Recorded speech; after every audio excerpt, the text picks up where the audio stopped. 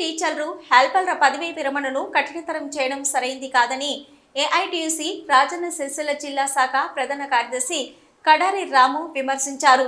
వేములవాడలో ఆయన మీడియాతో మాట్లాడుతూ అంగన్వాడీ టీచర్లు హెల్పర్ల రిటైర్మెంట్ ప్యాకేజీ సరైంది కాదని, ప్యాకేజీ కింద అంగన్వాడీ టీచర్లకు 1 లక్ష, హెల్పర్లకు 50,000 రూపాయల ఆర్థిక సహాయం అందిస్తామని గత ప్రభుత్వ హయాంలో తమ యూనియన్లు చేసిన ఆందోళన కార్యక్రమాలకు ప్రభుత్వం స్పందించి 2 సార్లు జరిపిన చర్చల అనంతరం వారి సమస్యలను పరిష్కరిస్తామన్న గత ప్రభుత్వ వాగ్దానం ప్రస్తుత ప్రభుత్వం ఊసెత్తకుండా అకస్మాత్తుగా ఏప్రిల్ 30 తారీఖు వరకు 65 సంవత్సరాలు నిండిన వారిని పెంచాల్సిన రిటైర్మెంట్ బెనిఫిట్స్ లేకుండా రిటైర్ చేయడం దారుణమన్నారు.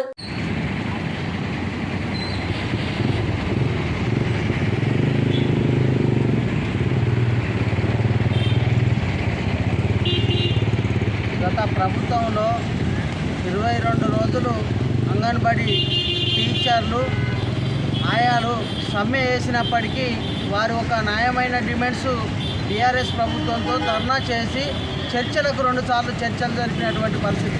ఇలా ప్రధానంగా వారి ఒక డిమాండ్స్ ఏమిటంటే, ఇలా ఆయాకు రిటైర్మెంట్ బెనిఫిట్స్ 1 లక్ష రూపాయలు, టీచర్కు 2 లక్షలు ఇవ్వాలనే విధానం.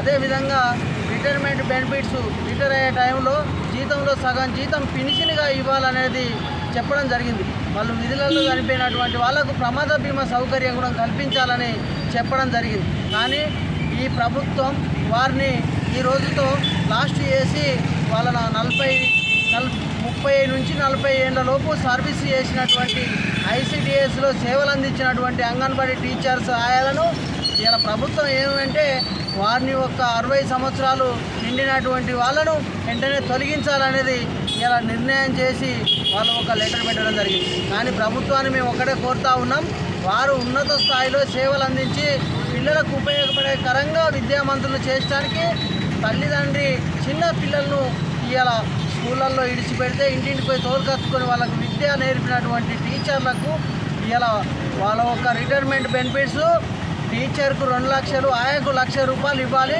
అవి కూడా రిటైర్మెంట్ అందించినాకనే వాళ్ళని రిటైర్ చేయాలనేది ఈ ప్రధానమైన ఏఐటీసీ డిమాండ్ చేస్తూ ఉన్నాం. లేని వేళలో పెద్ద ఎత్తున ఆందోళన కార్యక్రమం చేయడానికి కూడా సిద్ధమైనమని ప్రభుత్వాన్ని కోరుతూ ఉన్నాం. ఇలా ప్రధానంగా ఒక్కటే వాళ్ళ ఒక సమస్యలు వాళ్ళని పరిష్కరించినాకనే ఇలా ఆయాలను టీచర్లను కానీ రిటైర్మెంట్ చేయాలి. వాళ్ళ సమస్యలు ఫస్ట్ ఆఫ్ ఆల్ పరిష్కారం చేయాలి. వాళ్ళ ఒక రిటైర్మెంట్ బెనిఫిట్స్ ఇవ్వాలి. అదేవిధంగా వాళ్ళకి పెన్షన్ సౌకర్యం కల్పించినాకనే వాళ్ళ రిటైర్మెంట్ చేయాలనేది కూడా ఏఐటీసీగా డిమాండ్ చేస్తూ ఉన్నాం.